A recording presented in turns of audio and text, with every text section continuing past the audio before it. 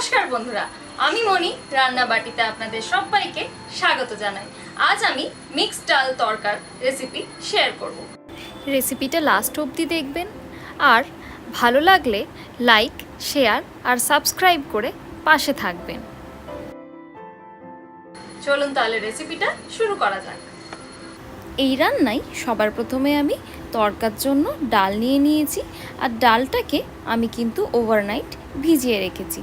আর দেখতেই পাচ্ছেন এখানে ডালে কিন্তু সব রকমের কড়াই আমি মিশিয়ে নিয়েছি, যেমন ছোলা, গ্রিন মটর, সাদা মটর, রাজমা, আরও অনেক কিছু, যেমন মুগ কড়াই, আরও অনেক কিছু কড়াই এখানে আমি মিশিয়ে নিয়েছি।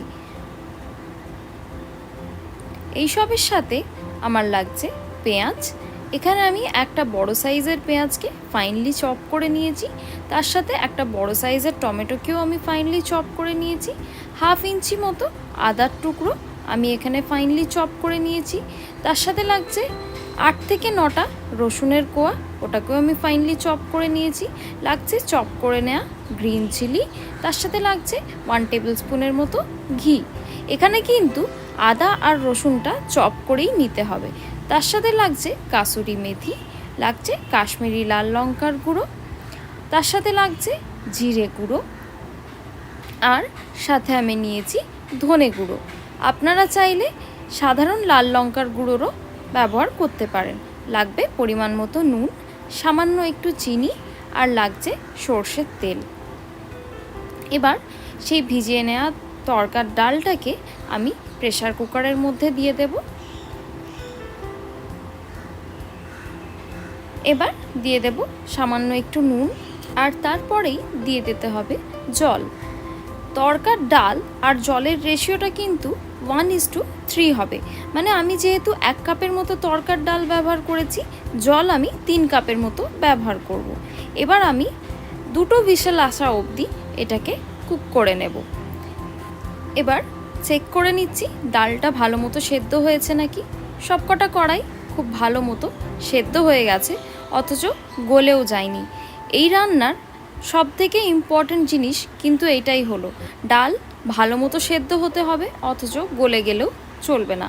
এবার কড়াতে নিলাম সর্ষের তেল 1 টেবিল স্পুনের মতো, তার সাথে দিয়ে দিলাম ফোড়নের জন্য সামান্য একটু আস্ত জিরে।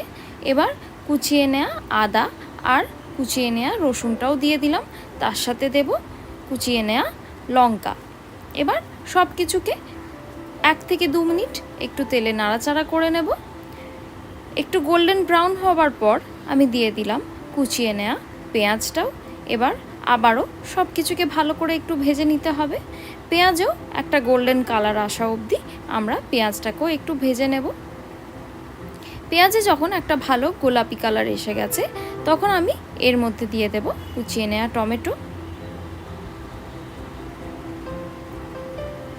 এবার আবারও সব কিছুকে আমরা একটু ভালো করে কষিয়ে নেব। এই পর্যায়ে দিয়ে দেব সামান্য একটু নুন। নুনটা আমাদের একটু হিসেব মতো দিতে হবে, কারণ আমরা ডালটা সেদ্ধ করার সময় তো নুনের ব্যবহার করেছি। আবারও মশলাটা একটু ভালো করে কষিয়ে নিচ্ছি। এবার চাপা দিয়ে আরও 2 থেকে 3 মিনিটের জন্য রেখে দেব। এবার চাপা খুলে নিয়ে আবারও সব কিছুকে একটু ভালো করে মিক্স করে নিচ্ছি। দেখতেই পাচ্ছেন টমেটোটা কিন্তু খুব ভালো মতো সফট হয়ে গেছে। এবার এক এক করে সবকটা গুঁড়ো মশলা অ্যাড করব। প্রথমেই দিয়ে দিলাম হলুদের গুঁড়ো, এবার দেব জিরে গুঁড়ো, তারপরে দিলাম ধনে গুঁড়ো। এবার কালারের জন্য দেব কাশ্মীরি লাল লঙ্কার গুঁড়ো। এই পর্যায়ে আপনারা চাইলে লাল লঙ্কার গুঁড়োরও ব্যবহার করতে পারেন, তবে কাশ্মীরি লাল লঙ্কার গুঁড়ো দিলে কিন্তু কালারটা বেশ ভালো আসে। এবার আবারও সব কিছুকে একটু ভালো মতো কষিয়ে নিয়ে এবার দিয়ে দেব সেই সেদ্ধ করে নেওয়া ডালটা।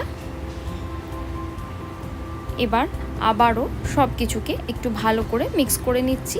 দেখতেই পাচ্ছেন ডালের মধ্যে এখন বেশ ভালো পরিমাণে জল আছে, আর আমি ইচ্ছে করেই এই জলটা একটু বেশি দিয়েছিলাম, যাতে এই মশলাটা তরকার ডালে বেশ ভালো মতো অ্যাবজর্ব হয়। আর এবার দেব এই সামান্য একটু চিনি দিলে টেস্টটা একটু ব্যালেন্স হয়ে যাবে। আপনারা চাইলে চিনিটা অ্যাভয়েডও করতে পারেন। এবার লো টু মিডিয়াম হিটে এটাকে আরও 10 থেকে 12 মিনিট কুক করে নেব। প্রায় 10 থেকে 12 মিনিট পর আবারও সব কিছুকে একটু ভালো করে মিশিয়ে নিয়ে দিয়ে দিলাম ঘি, আর তারপর দেব কাসুরি মেথি। আপনারা কিন্তু কনসিস্টেন্সিটা নিজের ইচ্ছে মতো রাখতে পারেন, তবে এখানে খুব বেশি জল কনসিস্টেন্সি থাকলে ভালো লাগে না।